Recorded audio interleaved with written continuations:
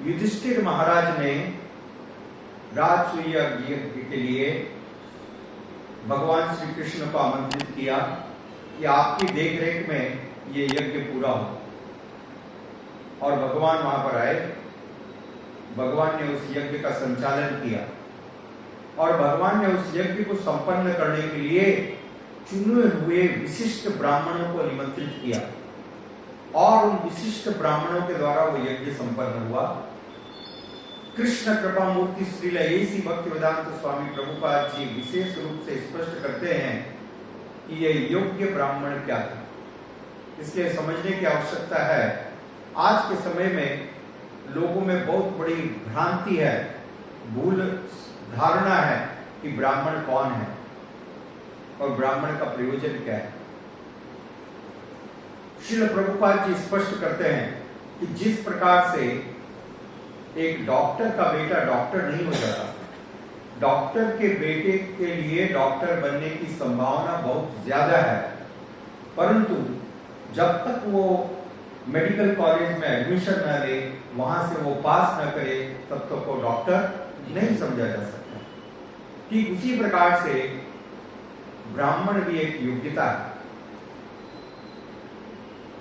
भगवान श्री कृष्ण ने भगवत गीता में बताया, भगवत गीता के 4 अध्याय के 13वें श्लोक में भगवान श्री कृष्ण कहते हैं, चतुर्वर्ण्यम मया सृष्टम गुण कर्म विभागस तस्य कर्तारमपि माम विद्य कर्तारमपि अन्यम। ये 4 वर्ण, समाज के ये 4 वर्ण मैंने बनाए हैं, गुण और कर्म के आधार पर बनाए हैं। इस बात पर ध्यान दीजिए, गुण और कर्म के आधार पर ब्राह्मण क्षत्रिय वैश्य शूद्र ये 4 वर्ण बनाए गए हैं, जन्म के आधार पर नहीं। जबकि आज जो वर्तमान व्यवस्था चल रही है पूरी की पूरी जन्म के आधार पर चल रही है, इसलिए ये व्यवस्था प्रमाणिक नहीं है। एक दूसरी बात को समझने का प्रयास कीजिए। आप सोना खरीदने जाते हो तो सोने को कैसे खरीदते हो? आप सोने को परखते हो। सोने को उसके स्वभाव के द्वारा जाना जाता है, और नहीं तो कोई भी चमकती हुई चीज उसको आप सोना नहीं मान सकते। यदि ऐसी चमकती हुई चीज को आपने सोना मान लिया और आपने खरीद लिया तो आप निश्चित रूप से धोखा खाओगे। तो सोने का स्वभाव है, सोना अत्यंत चमकीला होता है, साथ ही साथ सोने में बहुत बड़ा आकर्षण है। सोने की विशेष स्पेसिफिक ग्रेविटी है 19.0, द स्पेसिफिक ग्रेविटी है 20 डिग्री सेंटीग्रेड। सोने का एक मेल्टिंग पॉइंट है, पिघलने का 1066 डिग्री के ऊपर वो पिघलता है, और 2700 डिग्री पर सोना उबलने लगता है। इन सारे गुणों के द्वारा मालूम पड़ता है कि ये सोना है। उसके स्वभाव के द्वारा, उसकी क्वालिटीज के द्वारा मालूम पड़ता है कि ये सोना है। ठीक उसी प्रकार से ब्राह्मण भी उनकी क्वालिटीज के द्वारा पहचाने जाते हैं, उनके गुणों के द्वारा पहचाने जाते हैं। भगवत गीता, श्रीमद् भगवत गीता के 18वें अध्याय के 42वें श्लोक में भगवान श्री कृष्ण स्पष्ट करते हैं, समोदमः तपस्सोचम शांतिम आव्रजमेव च ज्ञानम विज्ञानम आस्तिक्यम ब्रह्म कर्म स्वभावजम। ये अर्जुन, यह ब्राह्मण के गुण है, यह 12 गुण ब्राह्मणों के हैं। जिस प्रकार से सोने का स्वभाव है, स्पेसिफिक ग्रेविटी है, बॉइलिंग पॉइंट है, मेल्टिंग पॉइंट है, एक 31 ग्राम सोने को, सोना इतना लचीला होता है कि 31 ग्राम सोने को यदि आप पीटो पीटो पीटो तो उसकी 17 स्क्वायर मीटर की आप पतली परत बना सकते हैं,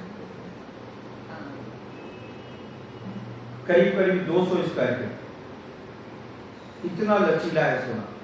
उससे मालूम पड़ता है कि ये सही है, ये प्रमाणिक है, उसका स्वभाव। समझ गए? उसी प्रकार से ब्राह्मण को उसके स्वभाव से पहचानिए उसके जन्म से पहचानने की जरूरत नहीं है।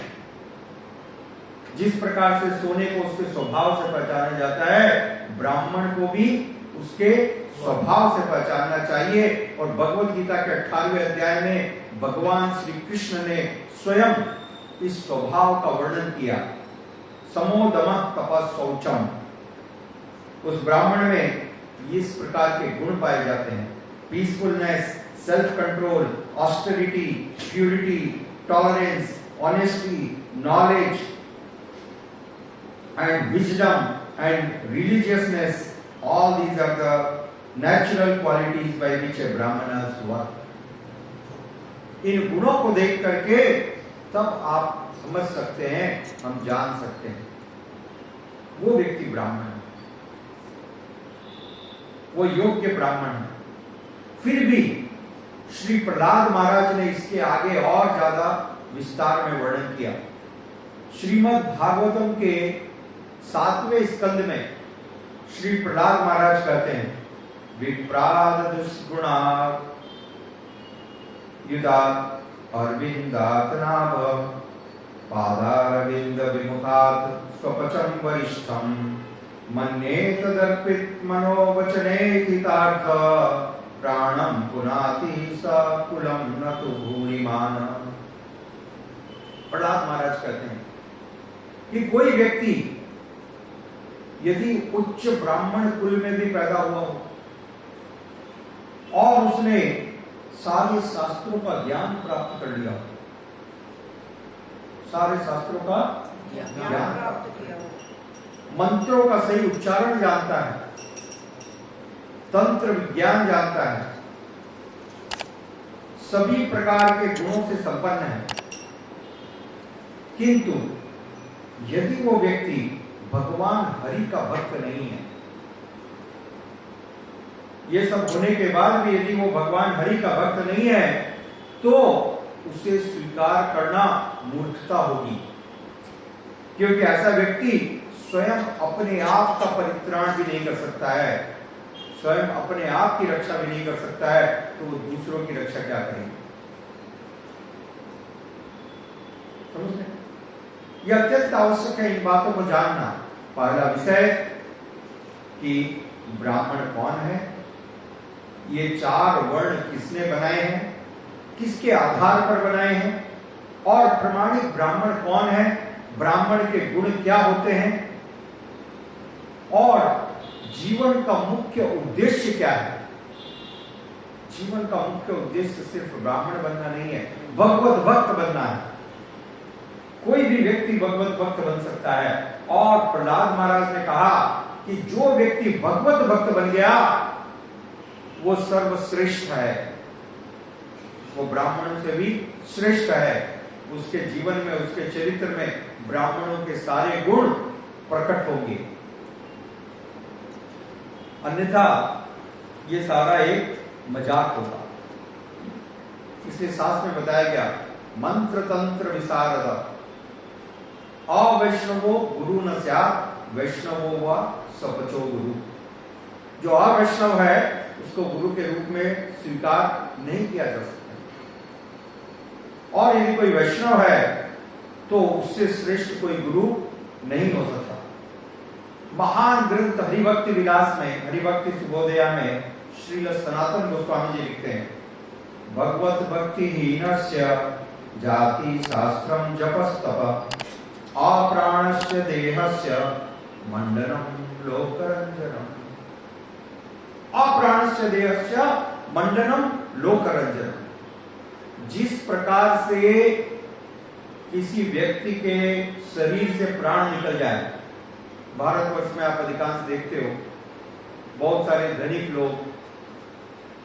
लोग अपने माता पिता की मृत्यु होने पर उसको बहुत सजाते हैं, फूलों से श्रृंगार करते हैं, चंदन की लकड़ी लगाते हैं, उसको सोने के हार पहनाते हैं और बहुत ही बाजे के साथ उनको लेकर के जाते हैं। ठीक है, ये देखा जाता है। तो ये जो नाना प्रकार का उसको आभूषण पहनाया गया, श्रृंगार किया गया, उसको गौरव दिया गया, क्या इसका कोई उसको लाभ मिलने वाला है? क्या उस मृत व्यक्ति को इससे कुछ आनंद की प्राप्ति हो सकती है? नहीं हो सकती। ये तो सिर्फ एक लोक रंजन है। ये मिथ्या अहंकार को संतुष्ट करने का प्रयास है। जब तक जीवित थे, भगवान की कोई भक्ति नहीं किए, अब आप लाख प्रकार का आप श्रृंगार कर लो, क्या लाभ होने वाला है? अप्राणस्य हि देहस्य मंडनम लोक रंजनम। क्यों? भगवत भक्ति हीनस्य। यदि कोई ब्राह्मण कुल में भी उत्पन्न हुआ है, मंत्र तंत्र विशारद है, मंत्र तंत्र का पूर्ण ज्ञाता है, शास्त्रों की कर्म कांड को जानता है, परंतु यदि भगवत भक्ति हीनस्य, भगवान हरि का भक्त नहीं है, तो ऐसे व्यक्ति को स्वीकार नहीं किया जाता। वो उसी प्रकार का है जिस प्रकार से अप्राणस्य हि देहस्य, जिस व्यक्ति के हृदय से, उसके शरीर से प्राण निकल गए हो, ऐसा व्यक्ति कितना भी महान हो, उसका क्या औचित्य है? यदि आपसे कहा जाए कि प्रभु आपका विवाह मैं मिस वर्ल्ड से कराता हूं, परंतु उसकी डेड बॉडी होगी, क्या आपको प्रसन्नता होगी? आपका विवाह मिस्टर यूनिवर्स से कराऊंगा, परंतु वो डेड बॉडी तो आप क्या प्रसन्नता प्राप्त करोगे? क्या खुशी करोगे? और यदि आप खुश भी होते हो तो आपको सारा संसार कहेगा कि ये व्यक्ति मूर्ख है। तो इसी प्रकार से सब चीजों के प्राण है भगवत भक्ति, सबका सार है भगवान की भक्ति, सारे शास्त्रों का सार है भगवत भक्ति। कृष्ण कृपा मूर्ति श्रील एसी भक्ति वेदांत स्वामी प्रभुपाद जी ने अपने सुंदर सुंदर तात्पर्यों में इन सत्यों को उजागर किया। और यहां पर हम देखते हैं स्वयं भगवान श्री कृष्ण ने, जैसा श्रील प्रभुपाद जी ने उनके तात्पर्य में लिखा कि स्वयं भगवान श्री कृष्ण ने योग्य ब्राह्मणों को नियुक्त किया, जिन योग्य ब्राह्मणों ने युधिष्ठिर महाराज के यज्ञ को संपन्न करवाया। इसलिए आवश्यकता है कि योग्य व्यक्तियों का चुनाव किया जाए, और जो व्यक्ति योग्य नहीं है, जिसमें इस प्रकार के गुण नहीं है, उनको यदि आप स्वीकार करते हो तो निश्चित रूप से आपका सारा प्रयोजन व्यर्थ होगा। इसलिए लोग इतना सारा प्रयोजन करते हैं, प्रयास करते हैं, परंतु वह प्रयास सफल नहीं होता। इसलिए इस बात को याद रखिए। श्रील अद्वैत आचार्य जी का प्रमाण देता हूं मैं। श्रील अद्वैत आचार्य जी शांतिपुर में उनके पिताजी का श्राद्ध कर रहे थे, और पिताजी के श्राद्ध के समय श्रील अद्वैत आचार्य जी ने, जो उस गांव के सबसे बड़े प्रकांड ब्राह्मण थे, उन्होंने अपने पिताजी के श्राद्ध के उपलक्ष्य में अनेक ब्राह्मणों को न्योता दिया, और पूरे गांव के जितने ब्राह्मण हैं, सैकड़ों ब्राह्मण आए उनके घर पर प्रसाद लेने के लिए। और उस समय अद्वैत आचार्य जी ने श्रील हरिदास ठाकुर जी को भी निमंत्रण दिया, और श्रील हरिदास ठाकुर जी को भगवत प्रसाद की जो प्लेट है, सबसे पहली थाली, वो श्रील हरिदास ठाकुर जी के सामने परोसी। श्रील हरिदास ठाकुर जी को बहुत ग्लानि हुई, स्वीकार नहीं कर रहे थे वो। नहीं नहीं नहीं नहीं, इतने सारे ब्राह्मण बैठे हुए, मैं एक साधारण व्यक्ति हूं, आप मुझे क्यों पहले प्रसाद दे रहे हो? परंतु श्रील अद्वैताचार्य जी ने बतलाया, नहीं, आप पहले ये प्रसाद पाने के योग्य अधिकारी हैं। यदि कोई ये कहता है कि आपके प्रसाद पाने से करोड़ों ब्राह्मणों को प्रसाद खिलाने का फल प्राप्त हुआ, तो वो भक्ति पाखंडी होगा, वो व्यक्ति पाखंडी होगा, क्योंकि आपकी तुलना नहीं की जा सकती। आप भगवान के प्रिय भक्त हो, आपको प्रसाद खिलाना मतलब साक्षात भगवान के मुंह में भोजन खिलाना। इसलिए आपका ये अधिकार है और मेरा निवेदन है कि आप सबसे पहले प्रसाद ग्रहण करें। और अद्वैताचार्य जी के निवेदन को, उनकी आज्ञा को मानते हुए श्रील हरिदास ठाकुर जी ने उस प्रसाद को स्वीकार किया और तब सारे ब्राह्मण क्रोधित हो गए और वो उठ करके उनका परित्याग करके चले गए उनके घर से। और परिणाम क्या हुआ कि लगातार 7 दिनों तक मूसलाधार बारिश हुई। पूरे आसपास के सारे गांवों में सारी लकड़ियां भीग गई, इतनी भीग गई कि कोई लकड़ी जला ही नहीं सकते हैं। किसी के घर में चूल्हा नहीं जल पाया, भोजन नहीं पक पाया। तो सब लोगों को समझ में आ गया कि हमने अपराध किया है। सबने आकर के अद्वैताचार्य जी से क्षमा मांगी।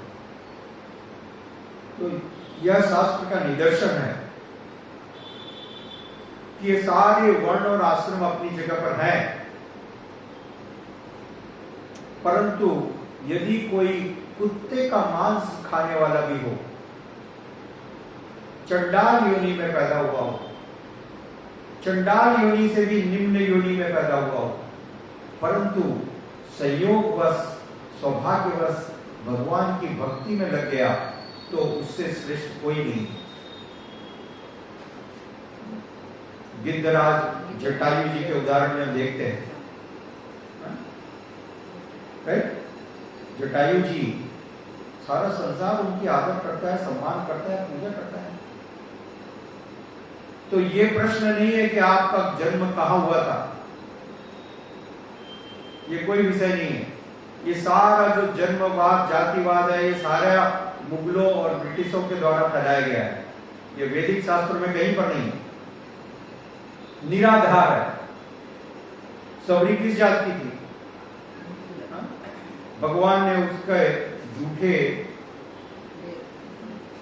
बेरों को खाया। पर जटायु किस जात का था? तो जात और धर्म और ये सब की कोई प्रश्न ही नहीं उठता है।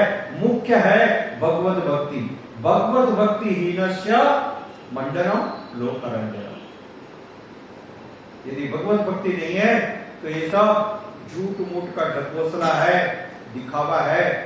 ये ऐसा ही है जैसे एक मुर्दे को सजाना, आप बड़े अच्छी तरीके से सजा लो, लोग बड़ा गर्व करते हैं, हमने अपने दादाजी को इस प्रकार से निकाला था, हमारे पिताजी ऐसे गए तो सोने की सैया पर गए। अरे गए तो थे, पर तो कहाँ गए ये भी तो मालूम करो। कौन सी योनि में गए हैं?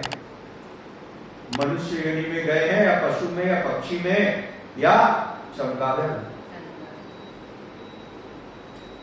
वो मालूम करने की जरूरत है। कैसे गए हैं इससे फर्क नहीं पड़ रहा है। आप अच्छा डेकोरेशन कर रहे हो, कोई कम डेकोरेशन कर रहा है, इससे क्या फर्क पड़ता है? सार है भगवत भक्ति। भगवत भक्ति को स्वीकार कीजिए।